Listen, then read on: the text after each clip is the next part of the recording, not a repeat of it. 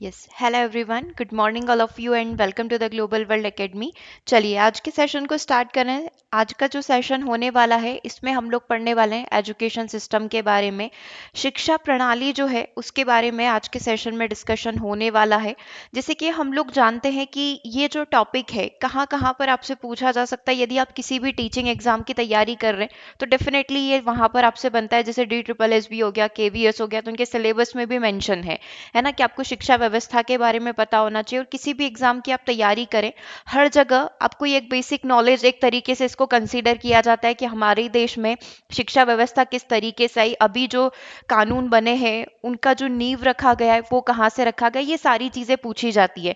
गुरुकुल प्रणाली से लेकर या गुरुकुल जो सिस्टम चलता था वहां से लेकर अभी तक कितने परिवर्तन आए हैं शिक्षा व्यवस्था के अंदर, क्या अच्छी चीजें हुई थी, क्या कुछ बुरी चीजें हुई थी, है ना, वो सारी चीजें हमें डिस्कस करना होती है, हमें समझना होती है।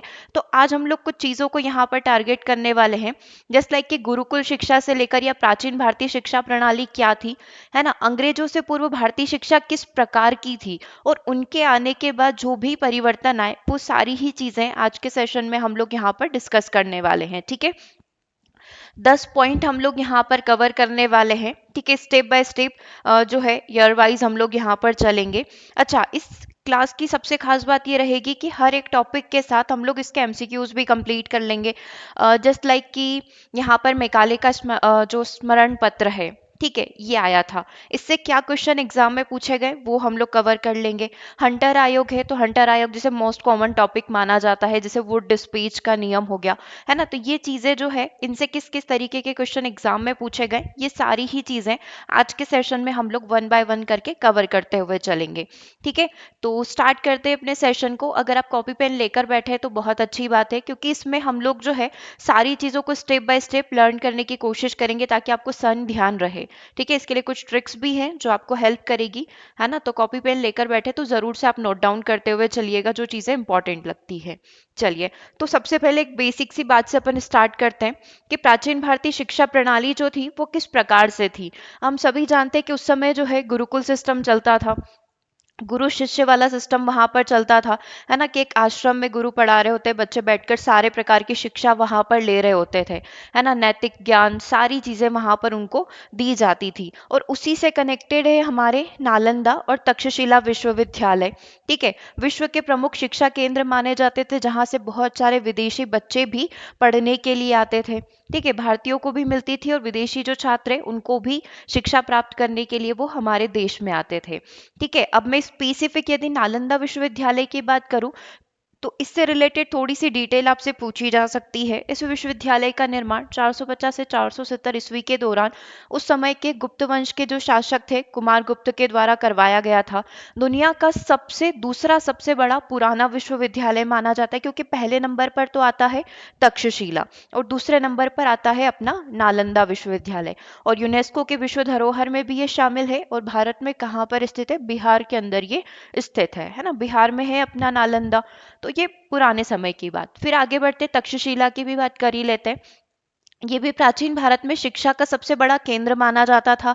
अभी ये कहाँ पर स्थित है, तो अभी हम लोग देखें कि ये पाकिस्तान में स्थित है, तो पश्चिमी पंजाब के रावलपिंडी नगर में लगभग 32 किलोमीटर दूरी पर ये स्थित है। और 1980 में इसे भी विश्व धरोहर सूची के अंदर शामिल कर लिया था। ठीक है, तो ये यहाँ पर एक तरीके का पर्यटन प्लेस बन चुका है।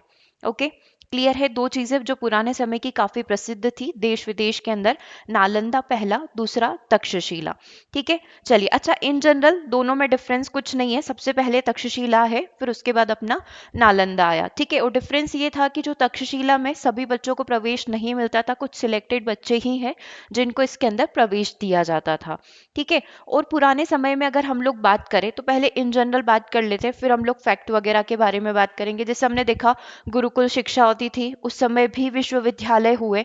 ठीक है, और कैसे अध्ययन करवाया जाता था, उपनिषद का ज्ञान दिया जाता था, वेदों का ज्ञान दिया जाता था। ठीक है, तो शिक्षा जो है आध्यात्मिक थी पुराने समय में। अगर हम लोग मानकर चले जो शुरुआत हुई थी उस समय शिक्षा को आध्यात्मिक स्रोत के रूप में कंसीडर किया जाता था कि तुम्हारे जीवन का उद्देश्य क्या है ना, इस तरीके से शिक्षा दी जाती थी। फिर थोड़ा सा अपडेशन इसके अंदर आया, फिर आया गुप्त साम्राज्य की शिक्षा प्रणाली।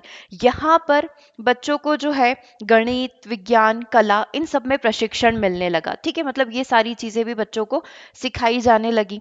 आधारभूत शिक्षा प्रणाली जो हमारी एक बेसिक हम लोग जिसको बोलते हैं यहाँ पर, भारतीय शिक्षा में आधारभूत शिक्षा को बढ़ावा दिया गया, जिसमें विद्यार्थियों को नैतिक, सामाजिक और जीवन कौशल यहाँ पर सिखाए जाते थे। और गुरु शिष्य परंपरा चलती ही थी, जिसे आपने देखा कि गुरु के पास छात्र नैतिकता, ज्ञान और आदर्शों की शिक्षा यहाँ पर प्राप्त करने आते थे। वेदों और शास्त्रों का अध्ययन यहाँ पर करवाया जाता था। ठीक है, और यहाँ पर वो कोई फीस वाला सिस्टम नहीं होता था, है ना। दक्षिणा के समय शिष्य जो भी अपनी इच्छा से गुरु को देना चाहता है वो दे सकता था। ठीक है, तो पुराने समय में ये सारी चीजें चल रही थी, लेकिन जब अंग्रेज आए तो उन्होंने किन किन चीजों को नोटिस किया और क्या क्या चीजें उन्होंने परिवर्तन करी, इसके बारे में अब हम लोग यहाँ पर देख लेते हैं। ठीक है, तो सबसे पहले यदि हम लोग यहाँ पर बात करें, 1 सेकेंड, कि अंग्रेजों ने किस चीज को नोटिस किया यहाँ पर आने के बाद, है ना। तो 1830 की ही बात कर लेते हैं। 1830 के दशक में तत्कालीन भारत के governor general Lord William Bentinck ने बिहार तथा बंगाल की स्कूली शिक्षा व्यवस्था के अध्ययन हेतु एक ईसाई प्रचारक और शिक्षाविद जिनका नाम है विलियम एडम को नियुक्त किया था, जो इस चीज का एनालिसिस करते कि भारत में शिक्षा दी कैसे जाती है। ठीक है, तो यहाँ पर इन्होंने कुछ एनालिसिस किए कि यहाँ पर जो है गुरु शिष्य परंपरा चली आ रही है ना, उस तरीके से यहाँ पर शिक्षा दी जाती थी पुराने समय में। और ये जो पाठशालाएं चलती थी, ऐसा कोई स्पेसिफिक स्कूल वगैरह या पर्टिकुलर प्लेस नहीं होता था, ये कहीं भी वृक्ष के नीचे किसी मंदिर और ऐसी जगह पर ये बच्चों को शिक्षा देते थे। कोई फीस यहाँ पर नहीं होती थी, अपनी आर्थिक क्षमता के अनुसार बच्चे शिक्षक को या गुरु को यहाँ पर फीस देते थे। ठीक है, ये वाली चीजें होती थी, ये उनका एनालिसिस था कि भारत में शिक्षा ऐसे दी जाती है। ठीक है, अब इन्होंने क्या करा कि अंग्रेज हैं तो देखो ये कुछ ना कुछ चेंज तो करेंगे ही सही। तो 1781 से अपनी जर्नी पूरी यहाँ पर स्टार्ट होती है। एक्चुअल में जो सन आपको ध्यान रखने हैं वो यहाँ से ध्यान रखने हैं, और अगर पॉसिबल है तो जरूर से नोट करते जाइएगा। 1781 में वॉरेन हेस्टिंग ने मुस्लिम कानून और संबंधित विषयों का अध्ययन करने के लिए कलकत्ता में मदरसा की स्थापना करी थी। ये क्वेश्चन आपसे एग्जाम में भी पूछा गया है। पहला मदरसा वॉरेन हेस्टिंग के द्वारा कोलकाता में खोला गया था। ठीक है, ये पॉइंट काफी इंपॉर्टेंट है, नोट डाउन जरूर से कर लीजिएगा। सिर्फ आपको इतना लिखना है, जब भी आप शॉर्ट नोट्स बनाए तो पूरे पैराग्राफ या पूरे सेंटेंस लिखने की जरूरत नहीं है। सिर्फ आप लिखेंगे 1781 वॉरेन हेस्टिंग, है ना, पूरा नाम आप लिखेंगे और इन शॉर्ट आप लिख देंगे कोलकाता मदरसा, मतलब इन्होंने इसकी स्थापना करी थी। फिर क्या हुआ, 1784 में जेम्स के द्वारा Asiatic society for oriental learning की स्थापना यहाँ पर करी गई थी। ठीक है, तो डायरेक्टली आप सन लिख देंगे कि 1784 में जेम्स ने क्या करा था, ओरिएंटल लर्निंग की स्थापना करी थी, है ना। पूरा नाम याद रखने की जरूरत नहीं है, क्योंकि जैसे ही ये क्वेश्चन में पूछा जाएगा आपको क्लिक कर जाएगा। इसके बाद 1791 में 1791 में बनारस के निवासी जोनाथन डंकन ने हिंदू कानून और दर्शन का अध्ययन करने के लिए संस्कृत कॉलेज की स्थापना करी थी। ठीक है, कहाँ के थे, बनारस के थे, तो देखो इन्होंने कुछ अपने देश के लिए किया होगा, तो संस्कृत कॉलेज की स्थापना इनके द्वारा करी गई। ठीक है, वेलेजली ने कंपनी के सिविल सेवकों को भारतीय भाषा और परंपराओं के दर्शन में शिक्षा देने के लिए 1800 में फोर्ट विलियम कॉलेज की स्थापना करी। ये काफी इंपॉर्टेंट है। ठीक है, वैसे सारी ही चीजें यहाँ पर इंपॉर्टेंट ही रखी गई है, जो जरूरी है एग्जाम पॉइंट ऑफ व्यू से वो ही सारी चीजें आपको यहाँ पर बताई जा रही है। तो 4 सन हमको यहाँ पर ध्यान रखने हैं। ठीक है, एक बार चलो अपन रिवाइज भी करते हुए चलते हैं। सबसे पहले हमने पढ़ा 1781 के बारे में। किसके बारे में पढ़ा, वॉरेन हेस्टिंग के बारे में। क्या करा इन्होंने, कोलकाता मदरसा की स्थापना करी। फिर थोड़ा सा आगे चले 1784 की तरफ, जेम्स ने क्या करा, है ना, एशियाटिक सोसाइटी ओरिएंटल कॉलेज की स्थापना करी, ओरिएंटल लर्निंग की स्थापना करी। ठीक है, फिर 1791 में आ गए, है ना, बनारस के जो डंकन थे, है ना, बनारस के जो डंकन थे उन्होंने यहाँ पर क्या करा था, संस्कृत विश्वविद्यालय की स्थापना करी थी। ठीक है, 1791 हो गया। फिर 1800 में क्या हुआ, 1800 में वेलेजली ने क्या करा, फोर्ट विलियम कॉलेज की स्थापना करी। ठीक है, ये 4 चीजें अभी अपन ने याद करी। अब इससे जो क्वेश्चन पूछे गए हैं एग्जाम में वो मैं आपको बता देती हूँ। सबसे पहला क्वेश्चन, वर्ष 1781 में कोलकाता में मदरसा की स्थापना किसके द्वारा की गई। अभी जस्ट अपन ने देखा कि कोलकाता में मदरसा की स्थापना करी गई थी वॉरेन हेस्टिंग के द्वारा। ठीक है, पूरा समझने के लिए कि जो मुस्लिम एजुकेशन होती है और ये किस तरीके से होती है, क्या क्या चीज़ें होती है, तो इसके लिए उन्होंने यहाँ पर 1781 में कोलकाता में मदरसा की स्थापना करी थी। ठीक है, पहली चीज़ आपको, और पहला क्वेश्चन आज का आपका क्लियर है। ठीक है, सेकंड क्वेश्चन देखो, वेलेजली, लॉर्ड वेलेजली के द्वारा फोर्ट विलियम कॉलेज की स्थापना कब करी गई थी? 1800 में करी गई थी, 1802 में बंद हो गया था। ठीक है, तो वेलेजली के द्वारा फोर्ट विलियम कॉलेज की स्थापना कब करी गई? 1800 में। तो आपको बस अभी चार सन याद रखने हैं। 1781 कोलकाता मदरसा वाला, 1784 ओरिएंटल कॉलेज द्वारा, 1791 डंकन का अपना संस्कृत विश्वविद्यालय, और 1800 का वेलेजली वाला फोर्ट विलियम कॉलेज। चार सन आपको ध्यान हो गए।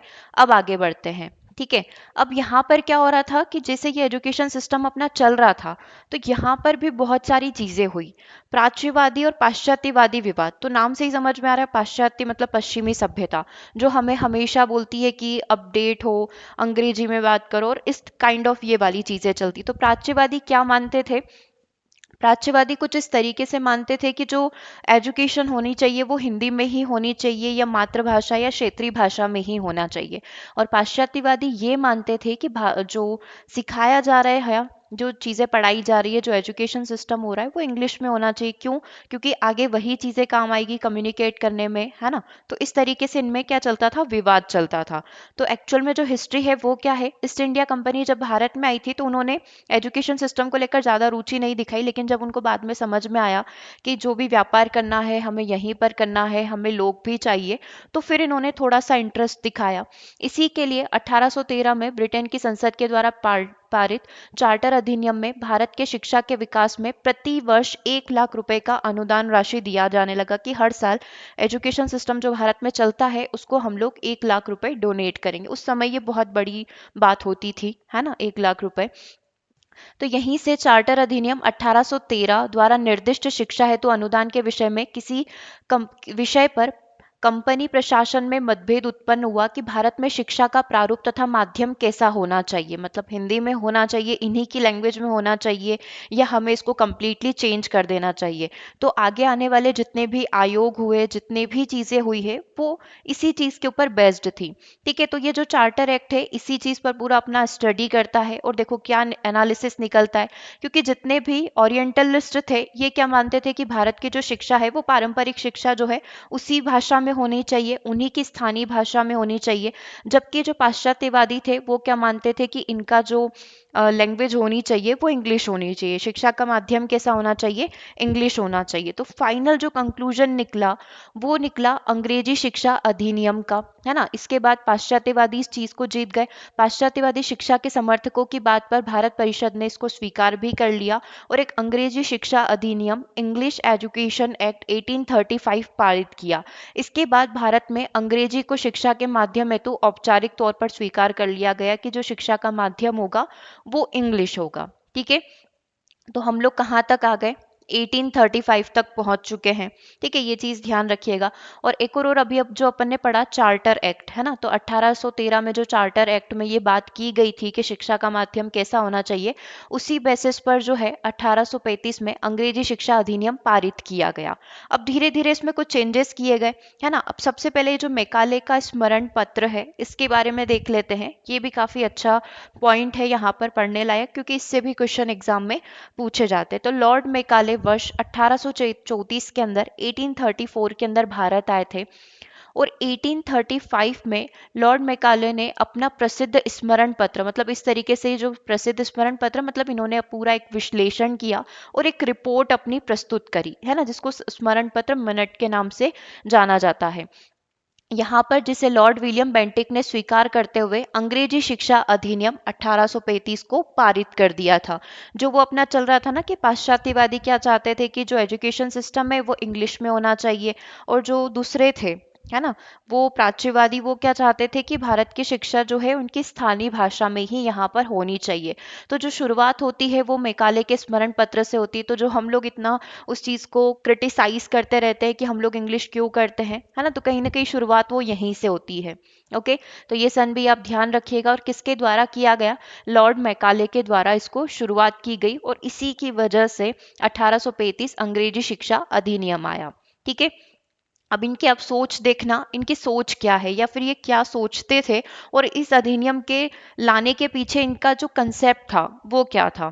देखो, मेकाले ने अधोगामी निस्पंदन का सिद्धांत यानी कि डाउनवर्ड फिल्ट्रेशन थ्योरी को अपनाया था, है ना। अब इनका नाम से भी ये क्वेश्चन पूछा जाता है कि डाउनवर्ड फिल्ट्रेशन थ्योरी किसके द्वारा दी गई थी, तो ऐसा लगता है कि कोई साइंस की बात कर रहा हो, बट नहीं, ये एक फैक्ट है कि इसके पीछे का कंसेप्ट क्या है, जिसके तहत भारत के उच्च तथा मध्यम वर्ग के एक छोटे से हिस्से को शिक्षित करना था। इनका टारगेट ये नहीं था कि सभी बच्चों को शिक्षित किया जाए या सभी लोगों को शिक्षित करें, है ना, ऐसा इनका कोई टारगेट नहीं था। इनका टारगेट था, इनको कुछ ऐसी लोग चाहिए थे जो इनके लिए काम कर सके, है ना। तो इन्होंने क्या करा कि भारत के उच्च तथा मध्यम वर्ग के कुछ लोगों को सिलेक्ट किया और उनको शिक्षा देने का कार्य इन्होंने किया।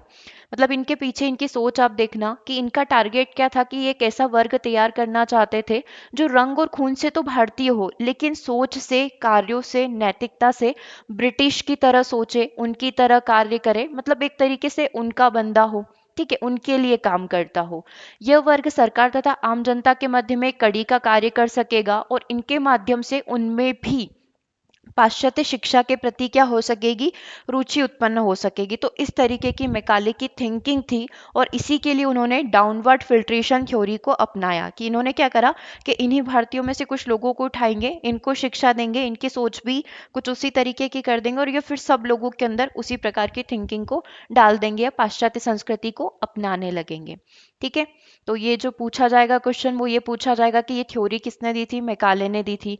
इनका जो सिद्धांत आया था, है ना, मैकाले ने जो अपना स्मरण पत्र प्रस्तुत किया था वो कब किया था, है ना, ये चीजें आपसे यहाँ पर पूछी जा सकती है। तो 1835 में किया था, अंग्रेजी शिक्षा अधिनियम इन्हीं के कहने पर आया और इन्होंने ये थ्योरी यहाँ पर दी। ठीक है, तीन चीजें आपको ध्यान रखनी है। क्वेश्चन आप देख सकते हैं किस तरीके के क्वेश्चन एग्जाम में पूछे गए।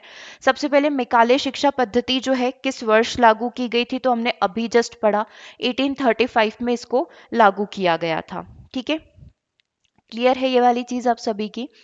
चलिए अगला क्वेश्चन देखना, डाउनवर्ड फिल्ट्रेशन थ्योरी या विप्रेशन थ्योरी के नाम से भी इसको जाना जाता है, ये कब लागू की गई थी, है ना, 1835 में की गई थी क्योंकि मैकाले ने की थी। और इसकी चर्चा कहाँ पर की गई है, तो मैकाले शिक्षा पद्धति के अंदर इसकी चर्चा यहाँ पर करी गई है। ठीक है, क्लियर है यहाँ तक। चलिए अगला देखिएगा, अगला जो आता है जेम्स थॉमसन के प्रयास। अब मैकाले के बाद कौन आए, 1843 से 53 तक जेम्स थॉमसन यहाँ पर रहे। इन्होंने क्या क्या चीजें यहाँ पर करी और इनका जो थिंकिंग थी या इनकी सोच थी वो किस प्रकार की थी, इसके बारे में हम लोग यहाँ पर जान लेते हैं। ठीक है, तो ब्रिटिश भारत के पश्चिमोत्तर प्रांत यानी कि नॉर्थ वेस्टर्न के लेफ्टिनेंट गवर्नर जेम्स थॉमसन ने स्थानीय भाषा में ग्रामीण शिक्षा के विकास हेतु एक व्यापक योजना प्रस्तावित करी थी। ग्रामीण शिक्षा, गांव के लोगों की शिक्षा जो होगी वो किस में होगी, स्थानीय भाषा के अंदर होगी। तो इसके लिए इन्होंने अपना पूरा प्लान रेडी किया था, इन्होंने पूरी योजना बनाई थी। इसके तहत मुख्य रूप से प्रायोगिक विषयों जैसे क्षेत्र नीति, कृषि विज्ञान, क्योंकि देखो ग्रामीणों से हम लोग किस में हेल्प ले सकते थे, ये ब्रिटिशर्स कृषि में हेल्प ले सकते थे, उनसे लगान वसूलना और वो सारी चीजें। तो इन्होंने क्या टारगेट किया कि हम लोग उन्हीं लोगों को यहाँ पर शिक्षा दे देंगे, उन्हीं की भाषा में दे देंगे, तो कहीं ना कहीं प्रॉफिट सारा ब्रिटिशर्स को होगा। जेम्स थॉमसन के प्रयासों का मुख्य उद्देश्य नए स्थापित हुए राजस्व तथा लोक निर्माण विभाग हेतु कर्मचारी जो उनको चाहिए थे उनकी आवश्यकताओं को पूरा करना था। ठीक है, तो ये इनका जेम्स थॉमसन का टारगेट था। ओके, फिर अगले आते हैं अपने वुड डिस्पेच, ये काफी इंपॉर्टेंट है ना, जिसको आप मैग्ना कार्टा, ऐसे कई क्वेश्चन पूछे जाते हैं जिसके बारे में अभी हम लोग डिस्कस करेंगे। वुड डिस्पेच का जो नियम है इसको मैग्ना कार्टा के नाम से भी यहाँ पर जाना जाता है। ठीक है, चलो अब 1854 में फिर कुछ परिवर्तन आने वाले थे। Charles Wood east India company के बोर्ड ऑफ कंट्रोल के अध्यक्ष थे। ठीक है, ये जो वुड डिस्पेच नियम आया है, ये जो अधिनियम आया है, तो इस समय चार्ल्स वुड जो थे यहाँ पर इसके अध्यक्ष थे ईस्ट इंडिया कंपनी के। भारत में शिक्षा व्यवस्था में सुधार हेतु उन्होंने एक विस्तृत योजना तैयार की थी जिसको लागू किया गया था लॉर्ड डलहौजी के द्वारा। ठीक है, लॉर्ड डलहौजी ने इसको लागू किया था, लेकिन लाया कौन था, वुड्स लेकर आए थे, चार्ल्स वुड इसको लेकर आए थे। ठीक है, इन्होंने कुछ नियम बनाए हैं जो काफी इंपॉर्टेंट है ना, यहीं से कहीं एक एजुकेशन सिस्टम की शुरुआत होती है। इन्होंने क्या किया, देश में विद्यमान शिक्षा पद्धति को सुव्यवस्थित करते हुए प्राथमिक शिक्षा का माध्यम, है ना, जो शुरुआत होती है जो अभी भी हम लोग करते आ रहे हैं। प्राथमिक शिक्षा कैसे होनी चाहिए? क्षेत्रीय भाषा में, यानी कि बच्चों की जो मदर टंग है, मातृभाषा है, उनकी जो क्षेत्रीय भाषा है उसी में होनी चाहिए। माध्यमिक शिक्षा जो है अर्ध अंग्रेजी में होनी चाहिए, मतलब हिंदी और इंग्लिश दोनों में होनी चाहिए, एंग्लो वर्नाकुलर। और उच्च भाषा जो होती है, हायर ग्रेजुएशन वगैरह जो इनकी होती है, बच्चों की उच्च शिक्षा जो होती है, वो इंग्लिश में यहाँ पर होना चाहिए। तो ये है अपना वुड स्पीच, है ना, वुड डिस्पेच अधिनियम 1854, है ना। चार्ल्स वुड इनका पूरा नाम है। अप्लाई किसके द्वारा या लागू किसके द्वारा किया गया था? डलहौजी के द्वारा इसको लागू किया गया था। महिला शिक्षा हेतु पहली बार प्रयास जो है ब्रिटिशर्स में इन्हीं के द्वारा किए गए, इन्हीं के इसमें किए गए हैं। इनके द्वारा व्यावसायिक शिक्षा तथा शिक्षकों के प्रशिक्षण हेतु भी प्रावधान किए गए। व्यावसायिक शिक्षा की बात भी करी गई, जिससे व्यक्तियों को, युवाओं को रोजगार मिल सके। और शिक्षकों को प्रशिक्षण, मतलब टीचर ट्रेनिंग की बात भी यहीं पर करी गई है पहली बार। इसके द्वारा यह निर्धारित किया गया कि सरकारी संस्थानों में दी जाने वाली शिक्षा धर्मनिरपेक्ष यहाँ पर होना चाहिए, किसी भी धर्म, किसी भी मजहब से कनेक्टेड ये नहीं होनी चाहिए। ठीक है, ये चार बातें काफी इंपॉर्टेंट है जो आपको ध्यान रखनी है। वुड डिस्पेच में ये वाली बात करी जाती है, 1854 में ये आया था। और ये कौन थे? चार्ल्स वुड, उस समय ईस्ट इंडिया के बोर्ड ऑफ कंट्रोल के ये अध्यक्ष थे। ठीक है, चार बातें: प्राथमिक शिक्षा क्षेत्रीय में, माध्यमिक अर्ध अंग्रेजी में और उच्च शिक्षा इंग्लिश में। महिला शिक्षा की बात, शिक्षकों का प्रशिक्षण, व्यावसायिक शिक्षा और धर्मनिरपेक्ष शिक्षा यहाँ पर होनी चाहिए। इसी के तहत निजी विद्यालयों को प्रोत्साहन देने हेतु अनुदान राशि का भी प्रावधान यहाँ पर रखा गया था कि यहाँ पर क्या किया जाएगा? अनुदान राशि दी जाएगी, जिससे ये कॉलेज, स्कूल्स वगैरह आगे बढ़ पाए। ठीक है, इसके तहत भारत के सभी राज्यों में शिक्षा विभाग की स्थापना के निर्देश किए गए। सभी राज्यों में अपना अपना शिक्षा विभाग, जो एजुकेशन डिपार्टमेंट है, वो होना चाहिए। इस अधिनियम के परिणाम स्वरूप देश में 3 प्रेसिडेंटी, बंगाल, मद्रास और बॉम्बे में एक एक विश्वविद्यालय, एक एक यूनिवर्सिटी की स्थापना यहाँ पर करी गई। तो शुरुआत यहाँ से होती है, बंगाल, मद्रास और बॉम्बे यूनिवर्सिटी की। ठीक है, क्लियर है। अब जो क्वेश्चन यहाँ पर पूछे जाते हैं इस वाले टॉपिक से, वुड डिस्पेच अधिनियम से, वो कुछ इस प्रकार से हैं। भारतीय शिक्षा का मैग्ना कार्टा किसे कहा जाता है? तो वुड डिस्पेच अधिनियम को कहा जाता है। मैग्ना कार्टा जस्ट एक ब्रिटिश वर्ड है, जैसे हमारे यहाँ पर दो लोगों के बीच में जब बातचीत होती है ऑफिशियल, है ना, तो हम लोग एमओयू, मेमोरेंडम ऑफ अंडरस्टैंडिंग जिसको हम लोग बोलते हैं, वो साइन यहाँ पर करते हैं। तो ब्रिटिश लैंग्वेज में इसको मैग्ना कार्टा कहा जाता है। मतलब एक तरीके से हम लोग बोलते हैं ना कि इस पर साइन हो गया, मतलब ये प्रूफ हो गया एक तरीके से, है ना, जो सभी के द्वारा मान्य होगा। तो भारतीय शिक्षा का मैग्ना कार्टा वुड डिस्पेच को यहाँ पर कहा जाता है। ठीक है, अंग्रेजी शिक्षा का मैग्ना कार्टा इसको कहा जाता है, ब्रिटिश वर्ड है। चार्ल्स वुड अंग्रेजी ईस्ट कंपनी के बोर्ड के अध्यक्ष थे। 1854 में तात्कालिक राज्यपाल जो थे लॉर्ड डलहौजी, उनके द्वारा ये भेजा गया था। क्या क्या विशेषता थी? अभी आपने ये सारी चीजें पढ़ी ली है, टीचर ट्रेनिंग प्रोग्राम और इन सब की बात वुड डिस्पेच में यहाँ पर करी गई थी। ठीक है, चलिए अब इससे जो क्वेश्चन पूछे जाते हैं आप देख सकते हैं। निम्नलिखित में से किस शिक्षा नीति के तहत निचले स्तर पर भारतीय भाषा, मध्य स्तर पर अंग्रेजी भारतीय भाषा और उच्च स्तर पर अंग्रेजी भाषा को अपनाया गया? मतलब 3 लेवल किसमें बनाए गए? वुड डिस्पेच अधिनियम में बनाए गए थे। ठीक है, तो अपना करेक्ट आंसर यहाँ पर क्या हो जाएगा? ऑप्शन नंबर बी यहाँ पर हो जाएगा। क्लियर है, इसमें तो कोई डाउट नहीं है, जो अभी हमने पढ़ा और वही क्वेश्चन एग्जाम में भी पूछा गया। 7 को देखिएगा, निम्नलिखित में से कौन सा कथन वुड डिस्पेच अधिनियम के बारे में सही नहीं है? सबसे फर्स्ट, इसे भारतीय शिक्षा का मैग्ना कार्टा कहा जाता है, बिल्कुल कहा जाता है। इसके तहत शिक्षा के उच्च स्तर निरीक्षण पर लिए गए 5 प्रांतों में एक निर्देशक के अधिक लोक शिक्षा विभाग गठित किया गया था। ओके, हमको क्या बताना है? नेगेटिव बताना है। इसके तहत शिक्षा प्राप्त करने के समान अवसर दिए गए, सभी को शिक्षा का अधिकार है। और इसमें उच्च स्तर पर भारतीय भाषा अपनाने की अनुशंसा की गई थी? नहीं, इसमें उच्च स्तर पर इंग्लिश भाषा को अपनाने की अनुशंसा की गई थी कि उच्च स्तर पर जो शिक्षा होगी, जो एजुकेशन होगी, वो कंप्लीटली इंग्लिश के अंदर होगी। तो हमको गलत कथन बताना था, तो यही क्या हो जाएगा? अपना आंसर हो जाएगा। इसमें बाकी जो चीजें दी गई है वो बिल्कुल करेक्ट है। ओके, चलिए आगे बात करते हैं क्वेश्चन नंबर 8 की। क्वेश्चन नंबर 8 को देखिएगा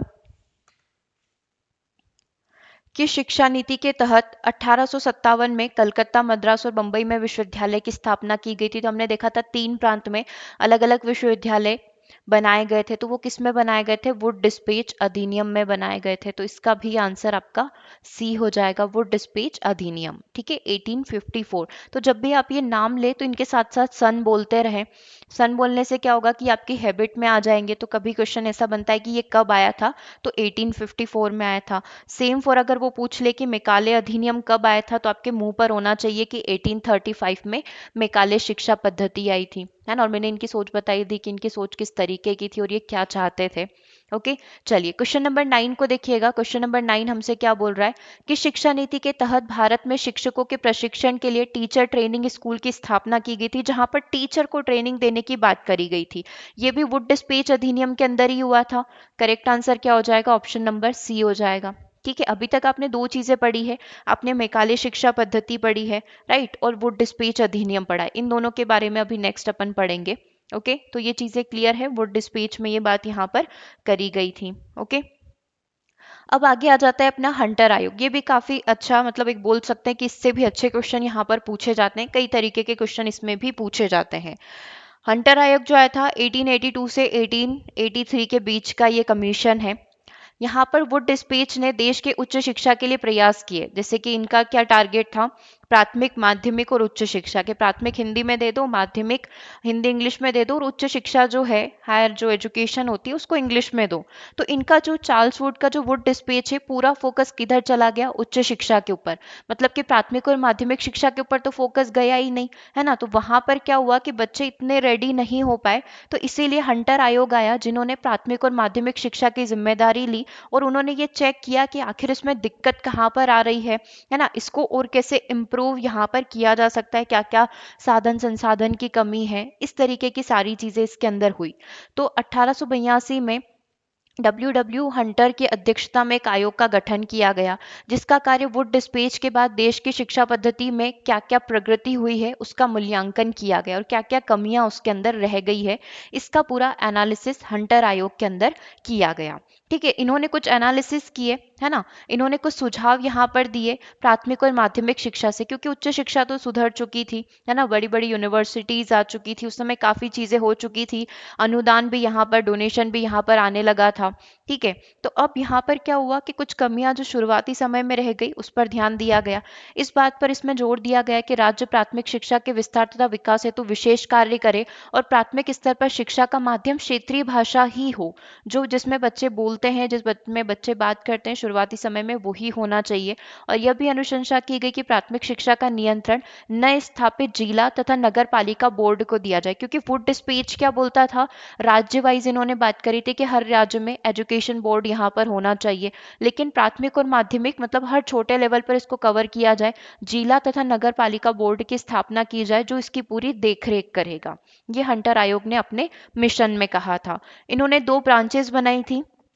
सबसे पहले लिटरली यानी कि साहित्यिक, जिसके बाद विद्यार्थी विश्वविद्यालय में शिक्षा प्राप्त कर सकते हैं। ठीक है, दो अलग अलग हम लोग बोल सकते हैं शाखाएं हो गई।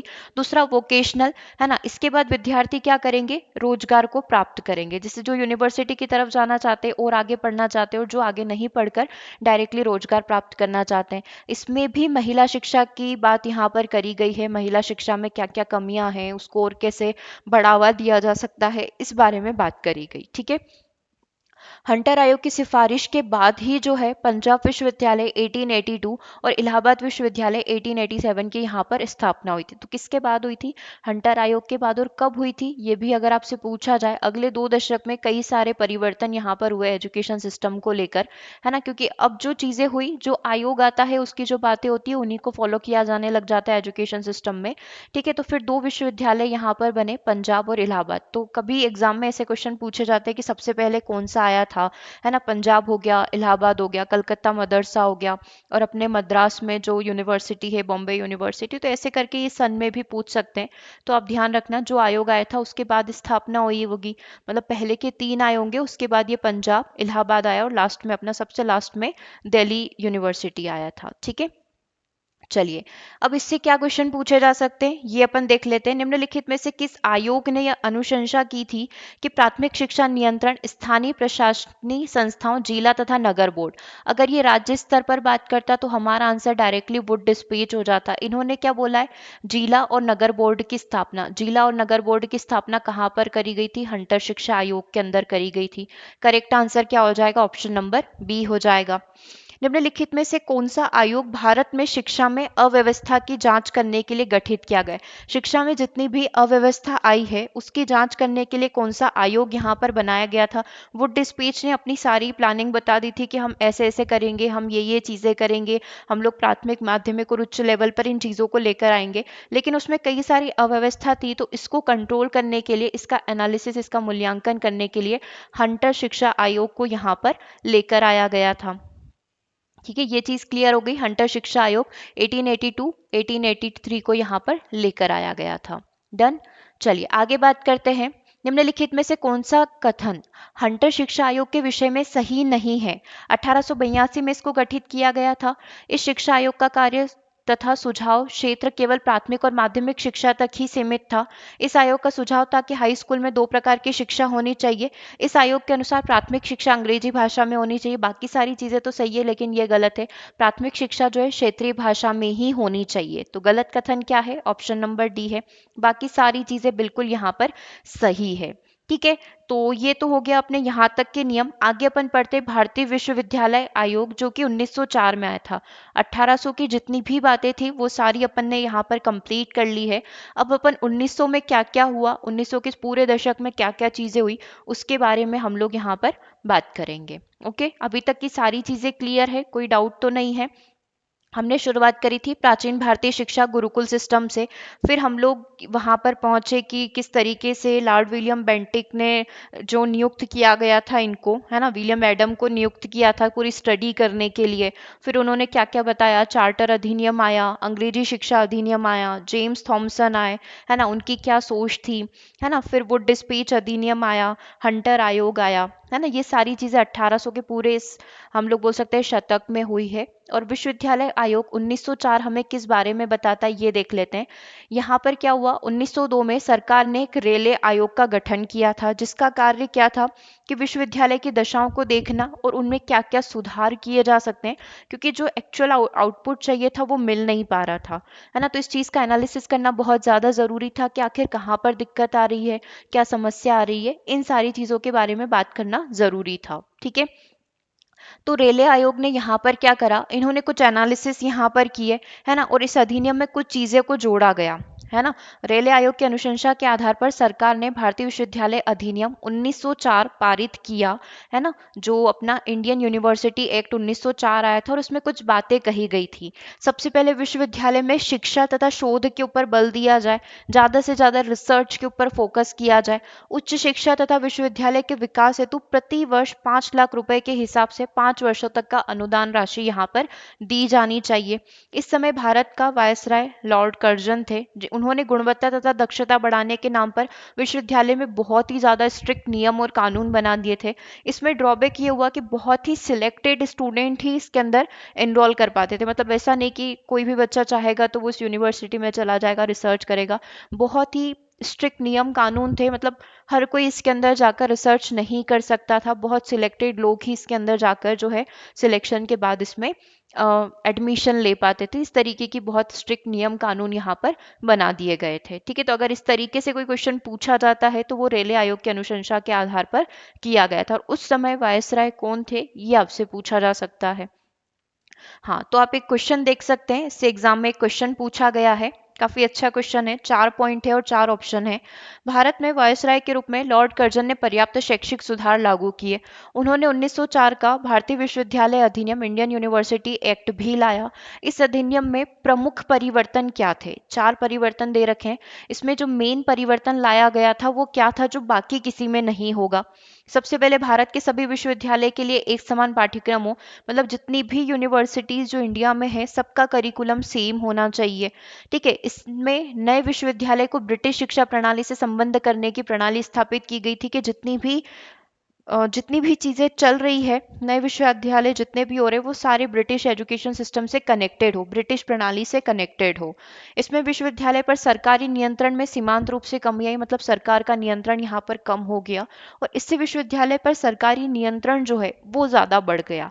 हमको एक मेन परिवर्तन बताना है तो मैं आपको चारों पॉइंट बता देती हूँ वन बाय वन करके।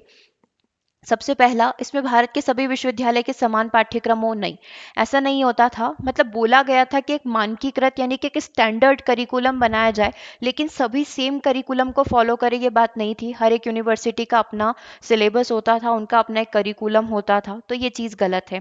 इसमें नए विश्वविद्यालय को ब्रिटिश शिक्षा प्रणाली से संबंध करने की बात करी थी, नहीं। उच्च शिक्षा विभाग जो बताता था उससे चीज़ें कनेक्टेड होती थी, उसी के अंडर में सब काम करते थे, लेकिन इन्होंने इसमें ब्रिटिश एजुकेशन सिस्टम को लागू नहीं किया, क्योंकि इंडिया कंप्लीटली ब्रिटिश से डिफरेंट था। वहाँ का एजुकेशन सिस्टम कंप्लीटली अलग था अपने इंडिया से, अगर अपन कंपैरिजन करें तो ये चीज़ भी नहीं हुई थी। इसमें विश्वविद्यालय पर सरकारी नियंत्रण में कमी आई थी, नहीं। हमने क्या देखा कि बहुत स्ट्रिक्ट नियम कानून लगा दिए गए थे, लॉन्च कर दिए गए थे, तो सरकारी नियंत्रण इस पर बहुत ज़्यादा बढ़ गया था इस एक्ट के बाद। तो हमको एक प्रमुख रीज़न बताना है, प्रमुख रीज़न है अपना ऑप्शन नंबर डी, है ना, कि सरकारी नियंत्रण पर और ज्यादा क्या हो गया, बहुत ज्यादा जो है इस पर कंट्रोल रहने लगा। बहुत स्ट्रिक्ट नियम कानून बना दिए कि हर कोई प्रवेश नहीं ले पाएगा, और बच्चों के लिए भी बहुत सारे नियम कानून हो गए थे कि जो इस क्राइटेरिया को फुलफिल करेगा वही इसमें प्रवेश कर पाएगा। इस तरीके से कई सारी चीजें इसमें होने लगी थी। ठीक है, चलो, तो ये विश्वविद्यालय आयोग के बाद अपना आता है सैडलर विश्वविद्यालय आयोग, जो कि 1917 से 1919 के बीच की बात है ना। अब विश्वविद्यालय में जितनी भी समस्याएं हो रही थी उस पर इनके द्वारा एक रिपोर्ट प्रस्तुत की गई, और इनके द्वारा जो सुझाव दिए गए, है ना, वो सभी विश्वविद्यालय पर लागू हुए थे। तो इसीलिए इसका नाम सैडलर विश्वविद्यालय आयोग है, क्योंकि ये इनके द्वारा दिया गया था। ठीक है, अब कलकत्ता विश्वविद्यालय में जितनी भी समस्या हो रही थी इस पर इनको एक रिपोर्ट प्रस्तुत करनी थी, और वो जो भी रिपोर्ट थी उसमें जितनी भी कमियां थी उनको यहाँ पर खत्म किया गया। इन्होंने सुझाव दिया था, ये बहुत इंपॉर्टेंट है क्योंकि इसका एक जस्ट बाद वाला जो नियम आएगा वो इसका पूरा अपोज करेगा, है ना। तो दोनों चीजें आप ध्यान से सुनना। स्कूली पाठ्यक्रम 12 वर्षों का होना चाहिए। विश्वविद्यालय में इंटरमीडिएट स्तर के बाद विद्यार्थी प्रवेश प्राप्त कर सकते हैं। विश्वविद्यालय में डिग्री का जो पाठ्यक्रम है, 3 साल की डिग्री यहाँ पर होनी चाहिए। तो जो स्कूली पाठ्यक्रम में 12 वर्षों का, मतलब 12 वर्ष जैसे अपन अभी पढ़ते हैं ना, 1 से 12 साल तक, पूरा 12वीं तक, तो ऐसे इन्होंने बोला था कि स्कूली पाठ्यक्रम कितना होना चाहिए, 12 वर्षों का। विश्वविद्यालय में इंटरमीडिएट स्तर के बाद ही, है ना, इंटरमीडिएट स्तर हो उसके बाद जो है उनकी 3 साल की डिग्री यहाँ पर होनी चाहिए। इनका ये पूरा प्लानिंग था कि बीच में इन्होंने इंटरमीडिएट को भी जोड़ा था कि पहले इंटरमीडिएट होगा उसके बाद डिग्री यहाँ पर होगी। क्यों ऐसा उन्होंने प्लानिंग क्यों करी, तो आप रीजंस यहाँ पर देख सकते हैं कि इनकी सोच, इनका सोचना ऐसा था। विश्वविद्यालय स्तर की शिक्षा है तो विद्यार्थियों को तैयार करना, इंटरमीडिएट लेवल पर बच्चों को प्रिपेयर कर दिया जाता था कि अब आप डिग्री लेने वाले हो। जैसे अभी तो बहुत नॉर्मल हो गया डिग्री लेना, पहले बहुत बड़ी बात होती थी अपने आप में डिग्री लेना। ठीक है, स्कूलों में इंटरमीडिएट स्तर की शिक्षा देने से विश्वविद्यालय को राहत देना, विश्वविद्यालय को राहत मिल जाती थी क्योंकि यहाँ पर इंटरमीडिएट लेवल की एजुकेशन हो जाती थी। उन विद्यार्थियों को कॉलेज की शिक्षा प्रदान करना जो विश्वविद्यालय में नहीं जा सकते थे, उन विद्यार्थियों को स्कूल में ही ये शिक्षा यहाँ पर मिल जाती थी, है ना। मान लो बहुत जरूरी नहीं कि सब बच्चे जो है कॉलेज तक पढ़ेंगे, स्कूल पढ़कर छोड़ देते थे, तो अच्छे लेवल की पढ़ाई स्कूल में ही करवा दी जाती थी।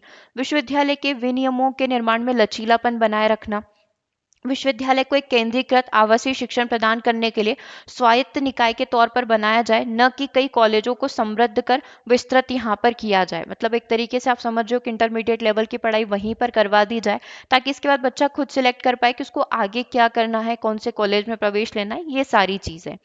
महिला शिक्षा, प्रायोगिक विज्ञान, तकनीकी शिक्षा तथा अध्यापकों के प्रशिक्षण हेतु कई प्रयास इसमें किए जाए।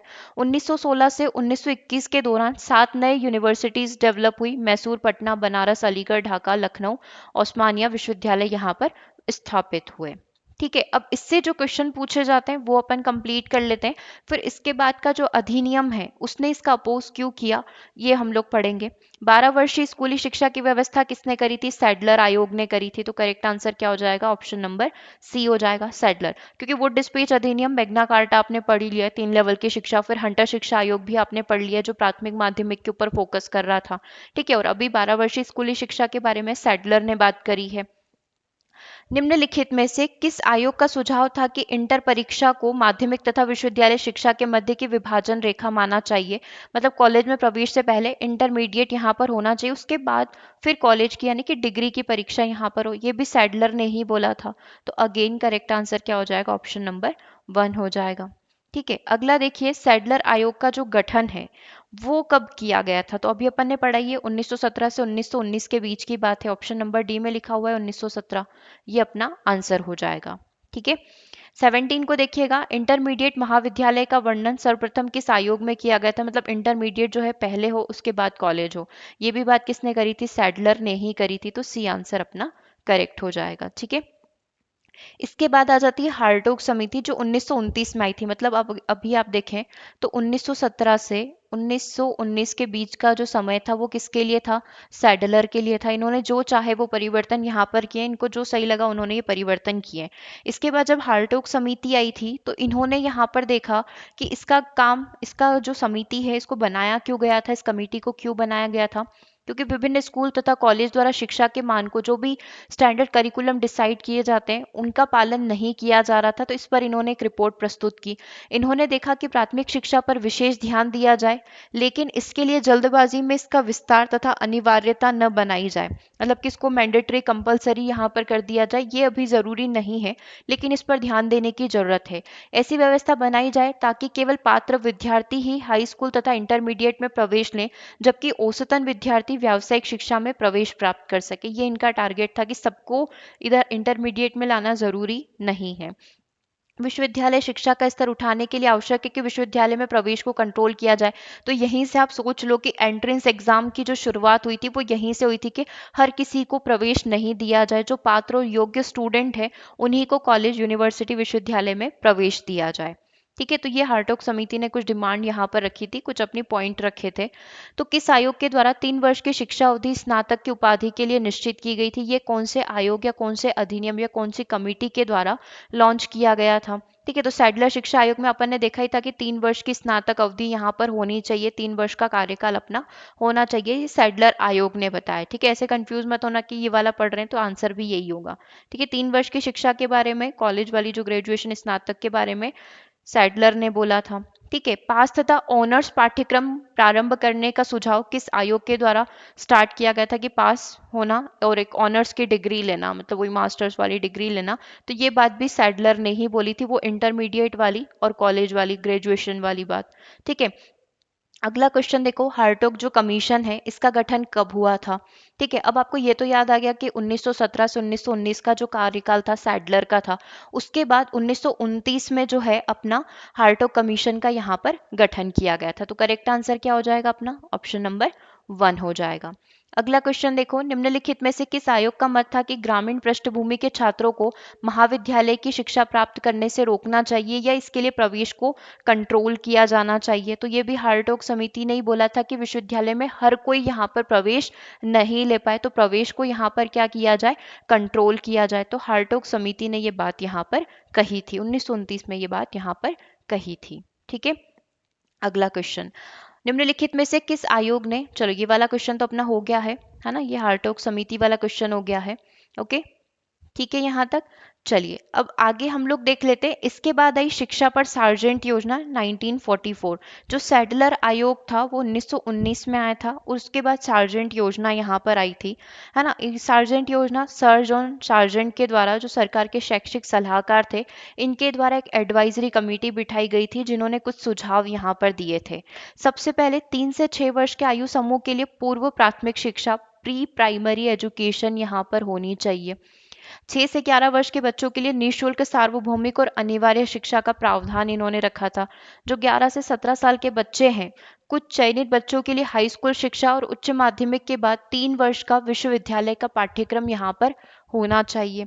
ठीक है, अब हाई स्कूल जो स्तर की जो शिक्षा है वो 2 तरीके से होती थी। सबसे पहले एकेडमिक और दूसरी होती थी अपना टेक्निकल और वोकेशनल, तकनीकी और व्यावसायिक। ठीक है, इस समय तकनीकी, वाणिज्यिक और कला संबंधी शिक्षा को पर्याप्त प्रोत्साहन मिला, है ना। टेक्निकल नॉलेज, वाणिज्यिक जो चीज़ें होती थी, कला संबंधी जो चीज़ें होती थी, उसमें भी लोगों का इंटरेस्ट आया। इंटरमीडिएट का उन्मूलन किया गया, ये बहुत अच्छी चीज़ यहाँ पर है, क्योंकि ये जो हमने अभी जो योजना पढ़ी सैडलर, है ना, सैडलर जो कमिटी है उसका जस्ट अपोजिट है। इन्होंने बोला इंटरमीडिएट को यहाँ से बीच में से हटा दिया जाए, हाई स्कूल के बाद डायरेक्टली ग्रेजुएशन को डाला जाए। ठीक है, 20 वर्षों में वयस्क निरक्षरता को समाप्त करना इनका टारगेट था। ठीक है, एक बार आप इनका सन देखो सबसे पहले तो 1944 में ये बात कर रहे थे, है ना, और 1947 में अपना भारत देश आजाद हो चुका था। तो अंग्रेजों के द्वारा जितनी भी योजनाएं लाई गई थी कहीं ना कहीं वो खत्म हो जाती।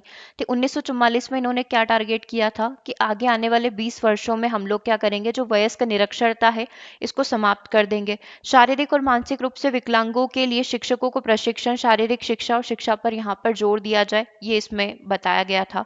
सार्जेंट योजना का उद्देश्य आगामी 40 वर्षों के अंदर ब्रिटेन में प्रचलित शिक्षा स्तर को भारत में लागू करना था। जो ब्रिटेन का एजुकेशन सिस्टम था उसको भारत में लेकर आना था। हालांकि ये चीज़ पॉसिबल नहीं हो पाई क्योंकि जितने भी नियम कानून इनके द्वारा लाए गए थे या हम पर थोपे गए थे वो सब आज़ादी के बाद खत्म हो गए। ठीक है, और परिस्थितियां भी बिल्कुल अलग थी, वहां का बिल्कुल सिस्टम अलग था और यहाँ का बिल्कुल अलग था। तो ऐसा इनका टारगेट था। तो इनका भी काफी विद्रोह हुआ कि आप वहां के सिस्टम को यहाँ पर क्यों ला रहे हैं। तो हमारे इस समय में जितने भी क्रांतिकारी थे सबने इस चीज का विरोध किया था कि ये पॉसिबल नहीं है। ठीक है, तो ये स्वतंत्रता के पहले की पूरी कहानी है। इसके बाद आप देख सकते हैं स्वतंत्रता के बाद कई सारे आयोग आए, जैसे राधा कृष्णन आयोग आया 1948-49 में, माध्यमिक शिक्षा जिसको मुदालियर आयोग के नाम से आप जानते हैं, विश्वविद्यालय अनुदान आयोग, कुठारी शिक्षा आयोग, राष्ट्रीय शिक्षा नीति, नवीन शिक्षा नीति, है ना। समय समय पर जो है कई सारे परिवर्तन एजुकेशन सिस्टम में यहाँ पर हुए। 1948-49 की ही बात कर लें, जस्ट इसके बाद आयोग के बाद की बात कर लें, तो 48-49 में विश्वविद्यालय के सुधार के लिए भारतीय विश्वविद्यालय आयोग की नियुक्ति की गई थी, है ना। बड़ी तत्परता के साथ इसको कार्यान्वित किया और उच्च शिक्षा में पर्याप्त सफलता भी प्राप्त हुई। 1952-53 में माध्यमिक शिक्षा आयोग ने माध्यमिक शिक्षा की उन्नति के लिए अनेक सुझाव दिए और माध्यमिक शिक्षा के पुनर्गठन से शिक्षा में पर्याप्त सफलता यहाँ पर प्राप्त हुई। ओके, तो आज का जो हमारा टारगेट था, इसके बाद भी कई सारी चीजें हैं जो शिक्षा आयोग में या हम लोग बोल सकते हैं आज़ादी के बाद जो है कई सारी चीज़ों में परिवर्तन हुए। तो आज हमारा टारगेट था कि जितनी भी पुरानी चीज़ें हैं इनको हम कंप्लीट करें। तो एक बार अभी तक जितना भी पढ़ा है उसको अपन पूरा रिवाइज कर लेते हैं बिना देखे, है ना, ताकि आपको याद रहेगी सारी चीज़ें। देखो एक बार वन शॉट रिवीजन हम लोग ले लेते हैं इसका। हमने यहाँ से स्टार्ट किया था, प्राचीन भारतीय शिक्षा प्रणाली में हमने देखा कि पहले जो था अपना गुरुकुल सिस्टम यहाँ पर चलता था, राइट। ये तो आप सभी जानते हैं गुरुकुल सिस्टम चलता था। तो इसमें हमने प्राचीन भारतीय शिक्षा प्रणाली में सबसे पहले हमने बात करी कि गुरु शिष्य सिस्टम है। नालंदा तक्षशिला विश्वविद्यालय होते थे जहां बाहर से विदेशों से भी बच्चे पढ़ने आते थे। ठीक है, फिर हमने देखा कि अंग्रेजों से पूर्व भारतीय शिक्षा इसी तरीके से चलती थी। फिर सबसे पहले यहाँ पर क्या हुआ कि अंग्रेजों को जानना था कि ये भारत देश जो है इसमें किस तरीके से एजुकेशन सिस्टम यहाँ पर चलता है। तो उस समय जो लॉर्ड विलियम बेंटिक थे इन्होंने किसको नियुक्त किया था, विलियम एडम को नियुक्त किया था, है ना। आप जानते हैं विलियम एडम को नियुक्त किया गया था जो इस पर पूरा स्टडी कर रहे थे कि क्या क्या चीज़ें होती थी। तो इन्होंने एक एनालिसिस किया कि यहाँ पर गुरु शिष्य सिस्टम चलता है, यहाँ पर गुरु दक्षिणा सिस्टम चलता है, यहाँ पर स्टडी जो होती है स्कूल्स वगैरह में नहीं होती है, मंदिर दुकानों में या ऐसे ही पेड़ के नीचे बैठकर जो है गुरु शिष्य को पढ़ाते हैं, और इस तरीके से इनका पूरा सिस्टम चलता है। ठीक है, ये सारी चीजें जो है पूरी एनालिसिस यहाँ पर करी गई, वेद उपनिषद की जानकारी दी जाती है ना, और इस तरीके से पूरा इनका सिस्टम हो गया। तो यहाँ पर क्या किया गया, 1813 में, आप सभी ने सुना 1813 में एक चार्टर एक्ट आया था। ठीक है, चार्टर एक्ट आया था जिसमें भारतीय शिक्षा व्यवस्था जो थी उसको क्या किया गया, 1 लाख रुपए का अनुदान राशि देने का प्रावधान किया गया हर साल। और इसी बीच में बहुत सारी चीजें भी चल रही थी क्योंकि बहुत सारे लोगों का मानना था, है ना, कि जो भारत में जो एजुकेशन सिस्टम है या अब आगे जो शिक्षा होगी वो किस में होने चाहिए, उनकी जो पारंपरिक भाषा है या उनकी जो क्षेत्रीय भाषा है उसी में होना चाहिए। और जितने भी पाश्चात्यवादी थे वो क्या मान रहे थे, वो मान रहे थे कि जो एजुकेशन सिस्टम है वो इंग्लिश में होना चाहिए, जो स्टडी होनी चाहिए, पढ़ाई होनी चाहिए, वो इंग्लिश में होनी चाहिए। तो इसी पर चीज़ें चलती रहती थी। तो इसी बीच में क्या हुआ, यहाँ पर मैं आपको थोड़ी सी चीज़ें और बता देती हूँ। तो इसी बीच में क्या हुआ, 1835 में इंग्लिश एक्ट आ गया, है ना। इंग्लिश एक्ट यहाँ पर आ गया, इंग्लिश एजुकेशन एक्ट आ गया। कब आया, 1835 में। किसके द्वारा लाया गया, मैकाले के द्वारा लाया गया, है ना। इन्होंने इस पर पूरा स्टडी किया और इन्होंने फाइनल ये एनालिसिस निकाला कि जो शिक्षा होनी चाहिए वो इंग्लिश में भी होनी चाहिए। तो 1835 में इंग्लिश एजुकेशन एक्ट यहाँ पर आ चुका था। ठीक है, और इसमें अगर अपन देखें तो मेकाले का स्मरण पत्र, इसमें भी कई सारी चीजें हुई। इनकी सोच क्या थी कि कुछ लोगों को ही अपन शिक्षित करें और केवल उन्हीं लोगों को शिक्षित करेंगे यहाँ पर जो हमारे लिए काम करेंगे, है ना। इनका सोचना ऐसा था कि है हो तो वो इंडियन, लेकिन काम किसके लिए करते हो, ब्रिटिशर्स के लिए करते हो, है ना। तो इन्होंने एक फिल्टर थ्योरी यहाँ पर लगाई, कुछ लोगों को यहाँ पर सिलेक्ट किया और उनको शिक्षा देने का काम यहाँ पर किया। तो ये था अपना मेकाले का स्मरण पत्र। ठीक है, कब आया था ये, 1835 में आया था, 1835 में आया था। फिर अगर अपन बात करें जेम थॉमसन के प्रयास 1843 से 53, इन्होंने क्या क्या प्रयास यहाँ पर किए। सबसे पहले ग्रामीण शिक्षा का विकास इनके द्वारा किया गया, ग्रामीण शिक्षा को ज्यादा इन्होंने फोकस किया। क्यों, क्योंकि इनको क्या करनी थी, उस समय जितने भी डिपार्टमेंट थे, लोक शिक्षा विभाग था, उसमें कर्मचारियों की भर्ती करनी थी। तो क्षेत्र मिति, कृषि से रिलेटेड स्टडी इन्होंने यहाँ पर फोकस किया कि इन सारी चीजों को हम लोग यहाँ पर डेवलप करेंगे। ठीक है, तो ग्रामीण क्षेत्रों में ये सारी शिक्षा, क्षेत्र मिति, कृषि विकास की शिक्षा, ये सारी शिक्षा की बात जेम थॉमसन के द्वारा यहाँ पर करी गई। ठीक है, यहाँ तक क्लियर हो गया। फिर अपना आया वुड डिस्पेच अधिनियम, जिसको भारतीय शिक्षा का मैग्ना कार्टा के नाम से भी जाना जाता है। तो इन्होंने यहाँ पर 3 कैटेगरी दी, है ना। 3 कैटेगरी कौन कौन सी, सबसे पहली दी कि जो प्राथमिक शिक्षा है वो इनकी क्षेत्रीय भाषा में ही हो, जो इंडियंस है, भारतीय है, इनकी क्षेत्रीय भाषा में ही प्राथमिक शिक्षा यहाँ पर होनी चाहिए। दूसरा, अगर मैं माध्यमिक शिक्षा की बात करूँ तो वो एंग्लो इंडियन, मतलब अर्ध हिंदी, आधी इंग्लिश आधी हिंदी में यहाँ पर होनी चाहिए। और जो उच्च शिक्षा है वो मैंडेटरी है कि वो किस में हो, वो इंग्लिश में ही हो, है ना। तो ये वुड डिस्पेच अधिनियम यहाँ पर था, जिन्होंने 3 तरीके से इसको कैटेगराइज कर दिया था। साथ ही इन्होंने क्या करा, महिला शिक्षा के बारे में भी बात करी, इस पर भी इन्होंने फोकस करा। इन्होंने धर्मनिरपेक्षता की भी बात करी कि कोई भेदभाव नहीं हो, कोई स्पेसिफिक धर्म के बारे में यहाँ पर बात ना होते हुए सभी के लिए कॉमन रहे। और इसी समय अनुदान राशि का भी प्रावधान रखा गया कि अनुदान राशि यहाँ पर दी जानी चाहिए ताकि ये कॉलेज, यूनिवर्सिटीज अच्छे तरीके से डेवलप हो पाए। ठीक है, और 3 यूनिवर्सिटीज यहाँ पर डेवलप की गई, जिसमें सबसे पहला बंगाल, मद्रास और बॉम्बे यूनिवर्सिटीज को यहाँ पर डेवलप किया गया वुड डिस्पेच अधिनियम के तहत। ठीक है, अब इसमें ड्रॉबैक क्या हो गया कि सब कुछ बहुत अच्छे से हो गया, लेकिन सबसे ज्यादा फोकस किस पर चला गया, उच्च शिक्षा के ऊपर चला गया। मतलब अभी भी हमारी प्राइमरी और मिडिल एजुकेशन तो वैसी की वैसी थी, प्राथमिक और माध्यमिक शिक्षा वैसी की वैसी ही रह गई। तो फिर उसके लिए आया अपना हंटर अधिनियम, हंटर आयोग, जो 1882 से 1883 के बीच में आया। इन्होंने क्या करना था, इनका मेन फोकस था कि जो भी ड्रॉबैक वुड डिस्पेच अधिनियम में रह गए हैं उसको कम करके हमारा जो फोकस है वो प्राइमरी और मिडिल एजुकेशन यानी प्राथमिक और माध्यमिक शिक्षा की तरफ जाए। ठीक है, शिक्षा की प्रगति का मूल्यांकन करने के लिए बेसिकली हंटर आयोग को लाया गया था। ठीक है, इन्होंने शिक्षा के क्षेत्र में कई सारे चेंजेस किए। इन्होंने इसको 2 भागों में डिवाइड कर दिया कि जो माध्यमिक शिक्षा है वो 2 लेवल पर होना चाहिए। सबसे पहले साहित्यिक लेवल पर, जो भी बच्चे आगे पढ़ना चाहते हैं, यूनिवर्सिटी में प्रवेश लेना चाहते हैं। और दूसरी यहाँ पर होगी वोकेशनल, जो बच्चे व्यावसायिक शिक्षा यहाँ पर लेना चाहते हैं। तो इस तरीके से पूरा अपना हंटर आयोग हुआ। इन्होंने भी क्या करा, महिला शिक्षा के बारे में बात करी कि हाँ, महिला शिक्षा के ऊपर थोड़ा और फोकस देने की जरूरत है। और इसी के साथ, मतलब इसी के पूरे दशक में, हंटर आयोग वाले ही दशक में, पंजाब यूनिवर्सिटी की स्थापना हो गई। ठीक है, और इलाहाबाद यूनिवर्सिटी की स्थापना हो गई। पंजाब की कब हुई, 82 में हुई थी, और इलाहाबाद की कब हुई थी, 87 में हुई थी। राइट, तो ये हंटर आयोग से ये सारी चीजें हमको ध्यान रखनी है। ठीक है, यहाँ तक क्लियर हो गए, 6 पॉइंट आपके क्लियर हो गए। आगे बढ़े, अब अगर हम बात कर लेते हैं भारतीय विश्वविद्यालय अधिनियम की। ठीक है, भारतीय विश्वविद्यालय आयोग जो 1904 में आया था, इसमें क्या क्या चीजें यहाँ पर हुई थी, याद करो हमने अभी क्या पढ़ा था इसके बारे में। रेले आयोग आया था 1902 में, जिसने इसके ऊपर पूरा स्टडी किया था कि और क्या क्या चीज़ें यूनिवर्सिटी में हमको बदलने की आवश्यकता है, क्या क्या नियम कानून लाने की आवश्यकता है। 1902 में ये रेले अधिनियम बनाया गया था, पूरा ये आयोग बनाया गया था जिसको रेले आयोग के नाम से जाना जाता है। और 1904 में इन्होंने अपनी रिपोर्ट पेश कर दी थी, मतलब 2 साल इन्होंने पूरा स्टडी किया, है ना। तो इन्होंने बोला था कि शिक्षा में ज़्यादा से ज़्यादा किस चीज़ के ऊपर फोकस किया जाना चाहिए, रिसर्च के ऊपर फोकस किया जाए, ज़्यादा से ज़्यादा रिसर्च यहाँ पर करी जाए।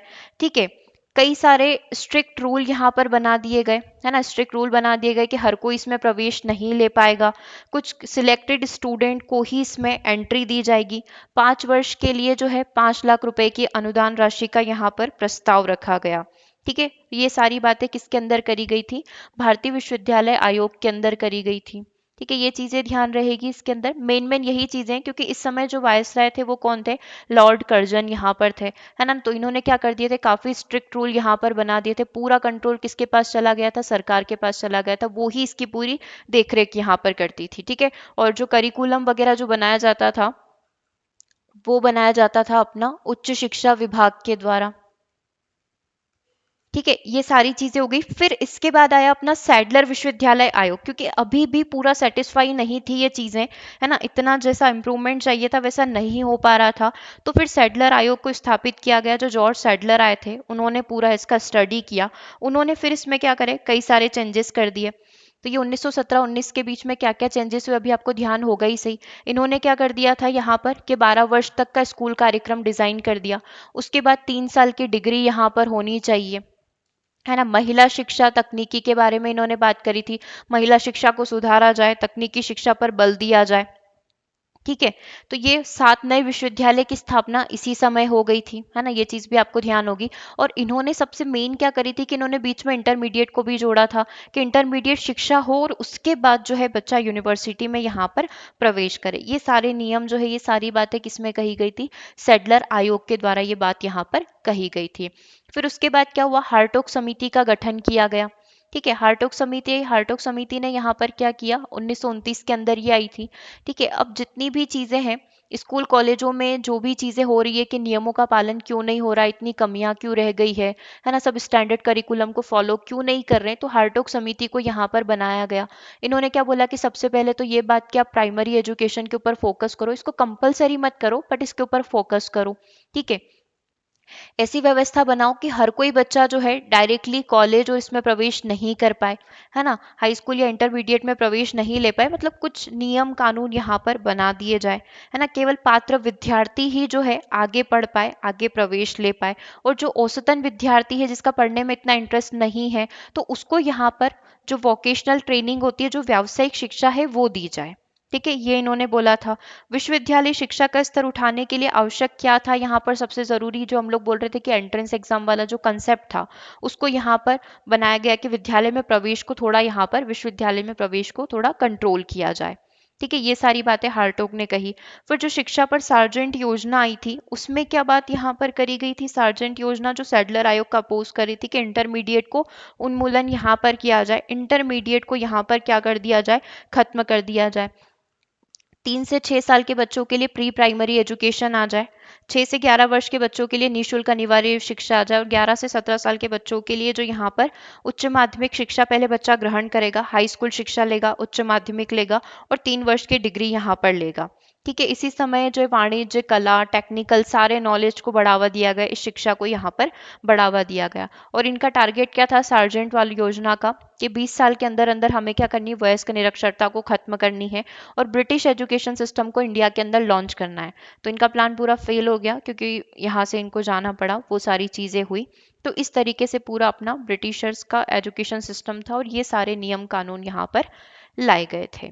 ओके, तो इस तरीके से ये पूरा अपना कंप्लीट होता है। और इसके बाद की जो चीज़ें होगी वो आप सबको पता ही है, हम लोग उसके बारे में भी इसी तरीके से स्टडी करेंगे कि किस तरीके से जो है एक एक आयोग आया, एनईपी 2020 तक कितने चेंजेस यहाँ पर किए गए, है ना। क्योंकि शुरुआत तो यहीं से होती है, निःशुल्क अनिवार्य शिक्षा हो गई, महिला शिक्षा हो गई, जितनी भी चीज़ें हुई है कहीं ना कहीं बात यहीं से हुई है। उसके बाद ही जो है हमारे एजुकेशन सिस्टम में मॉडिफिकेशन किए गए हैं, परिवर्तन किए गए हैं। तो एक बार आपने पूरी हिस्ट्री पढ़ ली है तो आपको आगे समझने में आसानी होगी। ओके, तो आज का सेशन कैसा लगा कमेंट करके ज़रूर से बताइएगा। इसके आगे की चीज़ें जो है कि आज़ादी के बाद एजुकेशन सिस्टम में क्या क्या चीज़ें हुई, क्या क्या परिवर्तन हुए, विद करंट अफेयर्स हम लोग अपनी अगली क्लास के अंदर डिस्कस करेंगे। ओके, बाकी सारे स्टूडेंट इससे जुड़ जाइएगा व्हाट्सएप नंबर से, ताकि आपको पीडीएफ प्राप्त हो सके।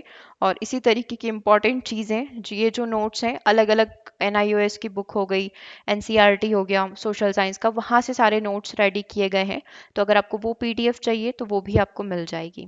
ओके, चलिए सेशन को ओवर करते हैं, मिलते हैं हम लोग अपनी 6 PM क्लास में। Thanks for watching.